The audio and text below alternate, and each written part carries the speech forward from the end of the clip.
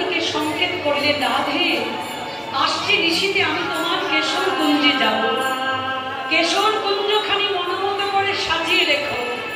রাধারানী মনে মনে সংকেত চিন্তা করলেন, আমার বধূ আমাকে সংকেত করলেন।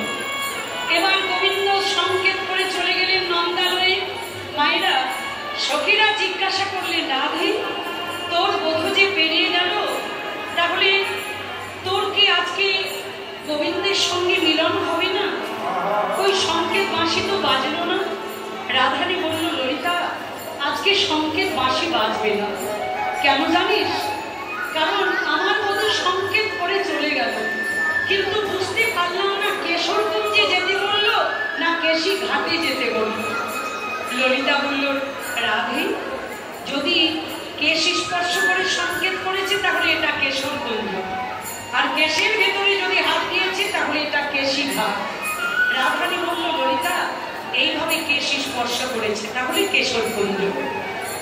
এবার গোবিন্দ নন্দালয়ে চলে গেছেন। এবার রাধারানী কি করলেন? রাধারানী সখীদেরকে সঙ্গে করে লয়ে, সখীদেরকে সঙ্গে করে লয়ে বনে বনে কুসুম চয়ন করিলেন, কুসুম চয়ন করিলেন। আদি ফুটন্ত ফুলের মালা গান দিলেন, মালা গান দিলেন।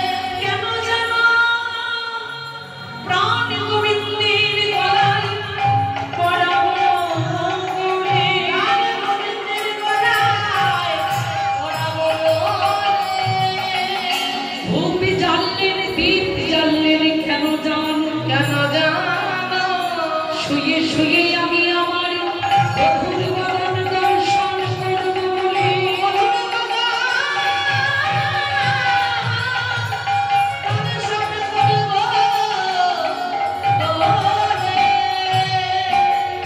নিজেও ভালো করে সাজলেন, কৃষ্ণ আসার আশায় উৎকণ্ঠিতা হৃদয়ে রাধারানী নিশি যাপন করছেন।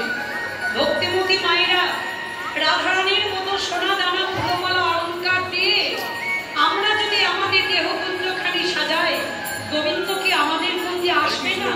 আসবে। তবে সোনা দানা ফুলমালা দিয়ে সাজালে হবে না মা।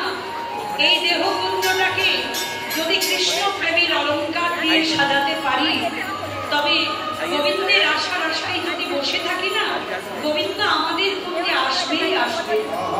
তবে সাজানোর সময় অনুরাগ থাকা যায়। তাই রাধারানী বাসন সাজিয়ে বসে আছেন কৃষ্ণ আসার আশায়। কিন্তু যারা বৃন্দাবনে গেছেন মা, নন্দালয় থেকে রাধার কেশর কুঞ্জে যেতে গেলে চন্দ্রাবলীর কুঞ্জে তার দিয়ে গোবিন্দকে যেতেই হবে। চন্দ্রাবলীকে বাদ দিলে রাধার মান হয় না। চন্দ্রাবলীকে রাধারানীর খুঁটিত বোন। রাধারানীর বাবারা ছিল তিন ভাই, কে কে? বিশ্বভানু, চন্দ্রভানু, সুভানু। বিশ্বভানু রাজার মেয়ে রাধারানী, আর তার বোন অনন্য মণ্ডলী, আর তার ভাই ছিল শ্রীরাম। চন্দ্রভানু রাজার একটা মেয়ে চন্দ্রাবলী, আর সুভানু রাজার ছেলে সুবল। এরা সব জ্ঞাতি ভাই বোন। এবার চন্দ্রাবলীর সঙ্গে রাধারানীর বিবাদ কি ছিল জানেন মায়েরা? রাধারানী বলতো আমি কৃষ্ণের, আর চন্দ্রাবলী বলতো কৃষ্ণ আমার। এবার রাধারানী বাসন সাজিয়ে বসে আছেন কৃষ্ণ আসার আশায়। এবার চন্দ্রাবলী তার প্রিয় সখী পদ্মার কাছে কাঁদছে। রাধারানীর যেমন সখী ছিল মায়েরা, ললিতা, বিশাখা, চিত্রা, চন্দ্রলতিকা, রঙ্গদেবী, সুদেবী, পূর্ববিদ্যা, ইন্দুরেখা। তো রাধারানীর প্রিয় সখী ললিতা, চন্দ্রাবলীর সখী ছিল পদ্মা, ভদ্রা, শৈবা। প্রিয় সখী কে ছিল? পদ্মা।